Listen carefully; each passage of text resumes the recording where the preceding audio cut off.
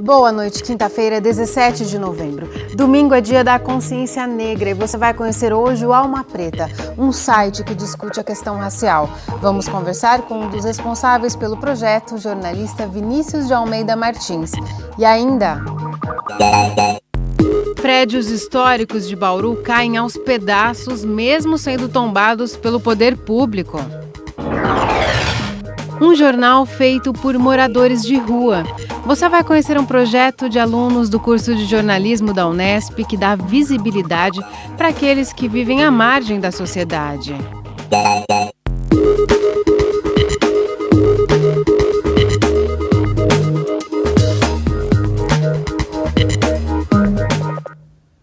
A gente começa essa edição falando do descaso com o patrimônio histórico de Bauru. Uma série de imóveis foram tombados justamente para manter viva a história da cidade, mas eles estão caindo aos pedaços, ou porque os proprietários não têm interesse em recuperar os prédios, ou porque a prefeitura não tem dinheiro para isso.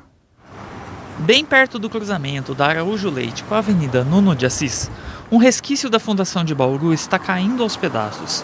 A Casa dos Pioneiros, erguida no fim do século XIX, foi a única que restou do povoado que se tornaria cidade. Hoje, as dimensões pequenas e a simplicidade da arquitetura sofrem com os efeitos do tempo. Há 35 anos, Jerônimo tem uma barbearia em frente ao marco histórico. Ele conheceu antigos moradores e acompanhou parte da decadência do local. É moradia de andante aí, os mendigos, né? Vêm dormir aí, faz sujeira. É uma sujeira dentro dessa casa bastante. Para preservar a área, o imóvel foi desapropriado pela prefeitura. Em 2005, foi tombado pelo Conselho de Defesa do Patrimônio Cultural de Bauru, o CODEPAC. Mas, segundo esse historiador, outros fatores dificultam a conservação. Ele tem um corredor de 60 centímetros para você entrar no imóvel. Isso é muito pequeno, não passa nenhum cadeirante. Então existem outras possibilidades surgindo.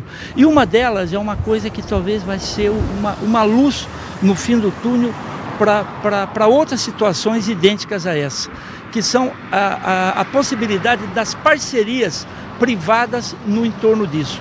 A região da Praça Machado de Melo também concentra vários imóveis tombados. Enquanto alguns edifícios estão bem conservados, outros sofrem com o descaso. Na quadra 2 da Avenida Rodrigues Alves, 2 antigos hotéis tiveram as portas e janelas lacradas pelos proprietários. Com o fim da ferrovia, eles foram se deteriorando, né? E cada um tem uma história diferente. São herdeiros que foram repassando isso para empresários que foram dilapidando, que foram destruindo o imóvel. E chegou nessa situação. Quem convive diariamente com o abandono da região cobra providências. Isso aqui é uma região abandonada e não há nenhum prefeito até hoje se interessou em tomar alguma providência quanto a esses prédios antigos. Cada vez pior, quanto mais passa, pior é. Hoje, Bauru conta com 44 imóveis e bens tombados pelo patrimônio histórico. A maioria é propriedade pública. De acordo com a Secretaria Municipal de Cultura, uma das maiores dificuldades é conscientizar os donos das propriedades privadas de que o tombamento não impede o uso dos imóveis. O pessoal acha que porque foi tombado, você acaba engessando o imóvel. Não é bem assim. A única coisa é que você acaba tratando esse bem com um pouco mais de zelo, um pouco mais de carinho, tá certo? Mas isso não impede de você poder mexer. A única coisa que vai fazer é que você tem que notificar o CODEPAC de que você tá mexendo na sua obra. As dificuldades de se preservar o patrimônio histórico de Bauru vão além da má conservação das construções. Os impasses nos processos de tombamento também prejudicam a memória da cidade. Foi o que aconteceu aqui na rua 7 de setembro. Atrás desse muro aqui ficava a antiga Casa do Pelé. O processo de tombamento foi até iniciado, mas como ele não avançou, a casa foi demolida.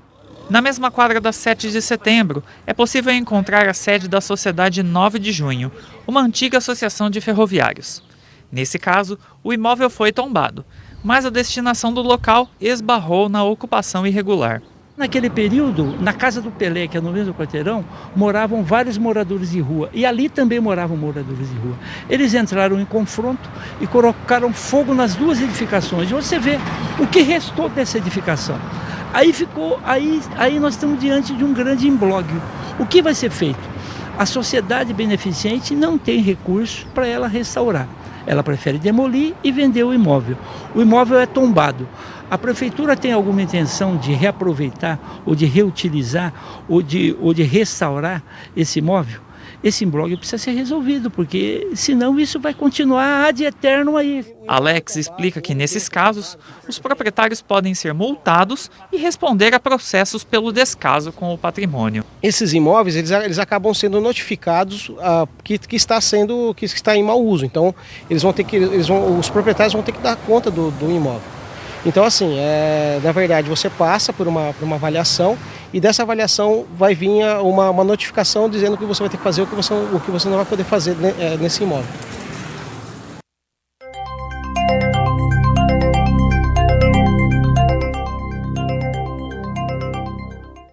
A chuva já deu uma passada por Bauru hoje, uma pancada, aliás. Podemos ter novas pancadas hoje ainda e amanhã também. Vamos saber por que na previsão do tempo. Com as temperaturas e a umidade do ar altas, a sexta-feira deve repetir o cenário de hoje. Calor ao longo do dia e episódios isolados de chuvas à tarde. Essa tendência predomina em todas as regiões paulistas. Em Bauru, a previsão também é de pancadas amanhã à tarde. Agora, a umidade do ar é de 75%. Os ventos sopram fracos, a 2 km por hora. Hoje a mínima ficou em 19 e a máxima foi de 31 graus. Nesta sexta, os termômetros devem variar entre 19 e 29 graus. Depois do intervalo, você vai conhecer um projeto criado por alunos do curso de jornalismo da Unesp. Um jornal pautado e escrito por moradores de rua. E a venda é revertida para eles próprios. Daqui a pouco, voltamos já.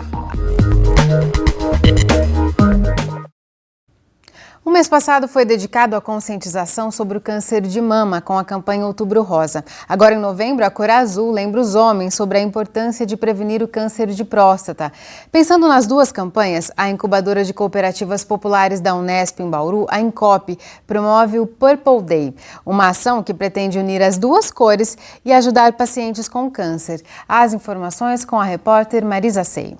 A campanha Purple Day tem o objetivo de arrecadar fundos para o Hospital Amaral Carvalho, em Jaú. Quem tem mais detalhes sobre esse projeto é a Carol Dias, a coordenadora do evento. Carol, quais produtos vão ser arrecadados? Óleo usado. A gente vai arrecadar só óleo usado. Como é que vocês vão obter recursos com isso? A cada 2 litros de óleo, o Hospital de Câncer de Jaú, ele transforma em R$2 para fundo deles. E quem tiver interessado em doar, o que pode fazer? A gente vai fazer um evento dia 22 de novembro, chama Purple Day. E quem tiver interessado aparece às 2 da tarde, das 2 às 6. E depois a gente vai estar recebendo as doações da nossa sede, na Incop, que fica atrás do departamento da FAAC, até o dia 25. Além das doações, a campanha Purple Day tem outras atrações, né? Quais atrações são essas? A gente vai vender umas comidas e vai colocar um som. E a ideia do Purple Day é roxo porque é juntar o Outubro Rosa com o Novembro Azul, né? Que é a luta do câncer de mama e o câncer de próstata.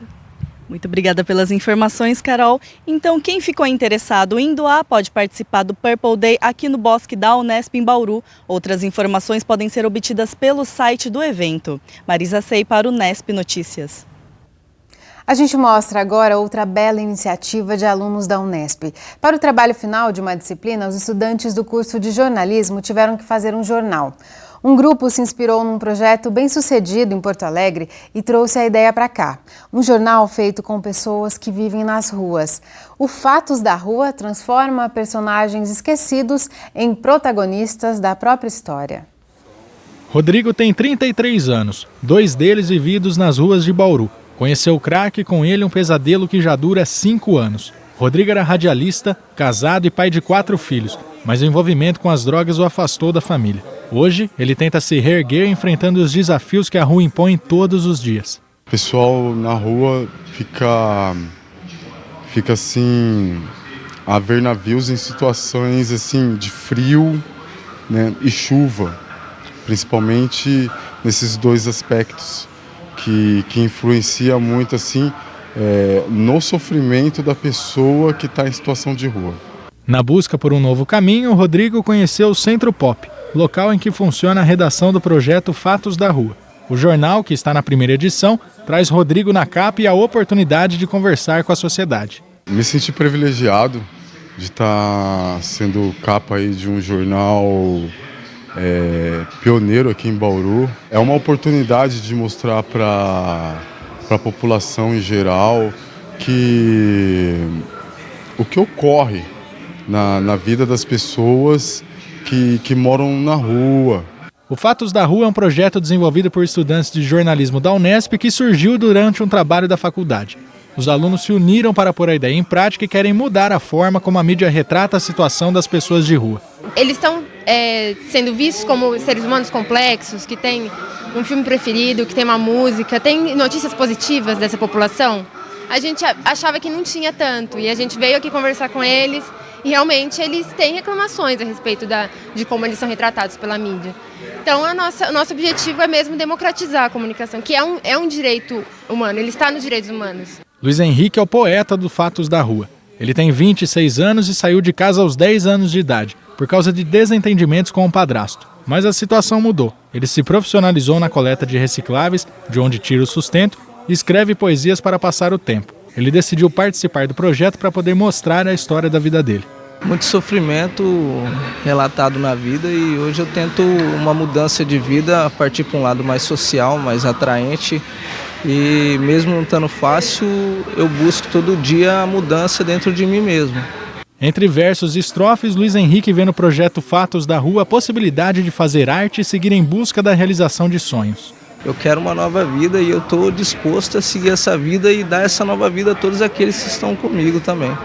O jornal Fatos da Rua conta com 8 páginas e tem tiragem de 1000 unidades. Cada exemplar é vendido a R$2 e o dinheiro arrecadado é distribuído entre os próprios participantes do projeto. Além de colaborar com a sugestão de pautas e a elaboração dos textos, são os próprios moradores de rua que saem por Bauru vendendo o jornal. Vai fazendo uma forcinha, vai conversando com a pessoa, ela vai se interessando, a gente fala, olha, não, mas você precisa de ver o jornalzinho da hora, não sei o quê, sabe? Aí a gente fala assim, meu, você não acredita, o jornal é demais, cara, sabe? Aí todo mundo fica assim entusiasmado, quer levar o jornal embora e a gente consegue vender, né? Muitos nem dão atenção, mas ela persiste e segue pelas ruas mesmo sob o sol forte, até que o trabalho dá resultado. Por que o senhor resolveu comprar o jornal? Ajudar o pessoal da rua aí que está querendo trabalhar, né? A segunda edição do Fatos da Rua está prevista para o mês de janeiro e a Anadela está animada para o que vem por aí. Comprem o jornal, porque o jornal está maravilhoso. Tem notícias novas, tem reportagens novas. Não perde esse jornalzinho, não. E vão comprando, gente. No próximo bloco, você vai conhecer um site que reúne conteúdo para discutir racismo, falar de representatividade e identidade negra. É o Alma Preta. Quem conversa com a gente é um dos responsáveis pelo projeto, o jornalista Vinícius de Almeida Martins. Voltamos já já. Domingo é o dia da consciência negra. A gente abre espaço agora para falar do Alma Preta, um site que discute racismo, representatividade, identidade negra. Quem fala mais sobre a iniciativa é um dos responsáveis, o jornalista Vinícius de Almeida Martins. Vinícius, muito obrigada por sua presença aqui no Nesp Notícias. Eu agradeço, Larissa. Boa noite a você e a todos que acompanham em casa. Boa noite. Como que surgiu o Alma Preta? Foi desde os tempos da faculdade? Sim, o Alma Preta ele surgiu mais ou menos no final da minha graduação, em conjunto com outros 2 colegas, o Pedro e o Solon, que também são jornalistas do mesmo ano que eu na Unesp. E a gente ajudou a formar o coletivo negro, o Quimpa, que atualmente tem alguns trabalhos dentro da universidade. E ali no convívio, o aprofundamento no tema, ele acabou criando essa afinidade entre a gente para criar o projeto. Inicialmente seria um blog, surgiu como se fosse um blog para a gente poder refletir um pouco, mas conforme as reuniões foram passando, a ideia foi crescendo e aí se transformou em algo mais profundo, né, que seria o que é atualmente um site que produz reportagens e traz um conteúdo mais aprofundado através do viés jornalístico, né. E por que é preciso que se tenha um Alma Preta hoje? Qual que é o objetivo do site? Por que vocês sentiram a necessidade de criar um site que discuta essas questões? Então, o Alma Preta ele é importante porque atualmente se tem a ideia de que existe uma convivência pacífica entre pessoas de diferentes etnias e raças no país, né? E quando, na verdade, quando você vai olhar as estatísticas, os dados produzidos em diferentes escalas, politicamente, socialmente, economicamente, existem disparidades muito grandes entre negros e brancos, né? E aí, pegando um recorte que normalmente é usado para fazer essas pesquisas, negros seriam o quê? Os pretos, pessoas de pele mais escura, e os pardos, que seriam normalmente os mestiços no país. O IBGE e outros institutos usam essa delimitação para poder iniciar a discussão a partir das estatísticas, né? E outro ponto importante também seria a cobertura racial que a grande mídia, a mídia tradicional também faz, que a gente considera que não há um aprofundamento, uma especialização adequada para trazer essa discussão. E normalmente ela fica determinada a um caso de racismo no futebol, ou quando um artista passa por isso, ou então em novembro, que é o mês que as pessoas costumam lembrar mais. Só que ao longo do ano acontecem muitas coisas que são importantes. Existe um genocídio em curso no país, e quem sofre mais com isso são as pessoas de pele mais escura, né, os não brancos do país. Então a gente acha importante trazer essa discussão para que as pessoas tenham mais acesso a esse tipo de informação, que normalmente não vem pelas mídias tradicionais, né? Quer dizer, o Alma Preta vem ser esse contraponto, essa cobertura que ainda é muito incipiente. Sim. Inclusive, ele é feito por pessoas negras, tem essa preocupação também. Sim, no caso a gente busca sempre priorizar as pessoas que se autodeclaram negras, né?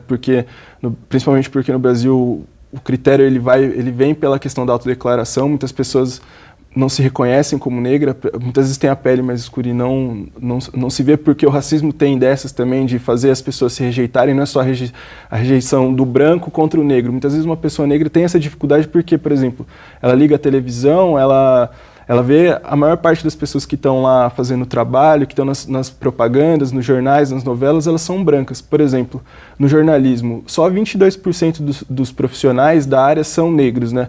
Se eu não me engano, 4 são pretos e a diferença que é de 18% são de pardos. Então é muito pouco, né? É uma profissão que ainda não tem uma representatividade que seria o ideal para trazer essa discussão também, né, no caso. E o site dá vazão também para conteúdos de colaboradores, além do conteúdo que vocês mesmos produzem. A equipe é de 4 pessoas, né? Sim, a equipe é composta por 3 jornalistas, que seria eu, o Pedro Borges e o Solon Neto, e o designer, que é o Vinícius, que atualmente ainda está estudando aqui na Unesp em Bauru. Inclusive um abraço para eles que estão acompanhando aí. E aí o nosso trabalho consiste em fazer reportagens, normalmente reportagens grandes, com aprofundamento maior, com diversas fontes, para ter múltiplos olhares sobre o tema. A gente tem uma produção audiovisual grande, com um canal no YouTube. A gente faz trabalho na área de design, com imagens, com fotos. Então é bem diversificado o tipo de conteúdo que a gente produz. E aí, no caso, os colaboradores seriam os colunistas, outros jornalistas que às vezes são conhecidos ou que têm afinidade com o tema, colaboram também, e outros grupos que fornecem materiais importantes para a gente, com releases, ou mesmo com artigos de opinião, com análises, e isso também ajuda a gente a construir a base para poder fazer o nosso trabalho, né? O Alma Preta, ele tem alguma relação com o NUP, o Núcleo Negro de Pesquisa e Extensão da Unesp? Sim, a gente é bem próximo, principalmente por conhecer o professor Juarez, que é o atual coordenador do NUP na Unesp, e também por ter um dos integrantes, que é o Solon. Ele é representante discente do NUP pela Unesp, ele é aluno da pós em comunicação aqui em Bauru, e ele assumiu a cadeira como representante. Então, a partir dessa posição dele, ele, além de ter o contato institucional com a Unesp, a gente consegue conhecer diversos coletivos negros que estão espalhados pelos diversos campos da Unesp e de outras universidades também, porque esse fenômeno de coletivos, de estudantes negros organizados, de grupos universitários que discutem a questão racial, ele está não só na Unesp, mas em diversas universidades públicas do país, né? E eles têm um papel fundamental, né? Porque ainda assim, com esses grupos discutindo, tendo representatividade, a universidade é alvo de práticas criminosas, né? Como as pichações racistas. Recentemente teve mais uma no campus em Franca, não é? Sim, sim. Isso é um fenômeno que tem acontecido em peso. Não importa se é universidade estadual, federal. Recentemente foi em Franca, já tivemos aqui em Bauru, inclusive num banheiro da Faculdade de Artes, Arquitetura e Comunicação. Tivemos em outros campos da Unesp, em universidades federais. Recentemente a gente esteve em Ribeirão Preto para acompanhar um seminário que marcou um ano de pichações racistas na Faculdade de Direito da USP em Ribeirão. Então é um fenômeno que tem acontecido com uma frequência que não... inapropriada, né, que precisa ser mostrado e discutido. Muitas vezes você não vê todos eles aparecendo na grande mídia, mas a gente tenta dar uma vazão adequada para que as pessoas vejam que existe um conflito e existem pessoas que estão discutindo acerca desses conflitos raciais dentro das universidades e fora também, né? E o Alma Preta, ele depende de colaborações, de assinantes, né? Quem quiser participar, como que pode contribuir? Para assinar o Alma Preta, basta acessar o nosso site, que é almapreta.com. Lá vai ter a seção de assinaturas e com diversos tipos de planos, são 3 planos, né?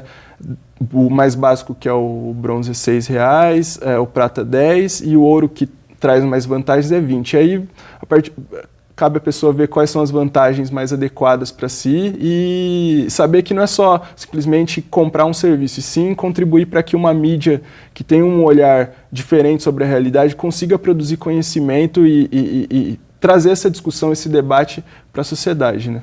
Tá certo, Vinícius. Muito obrigada por sua participação. Obrigado, Larissa. Boa noite. Boa noite. O Nesp Notícias fica por aqui. A gente volta a se encontrar amanhã às 6h30 da noite, ao vivo. Tchau!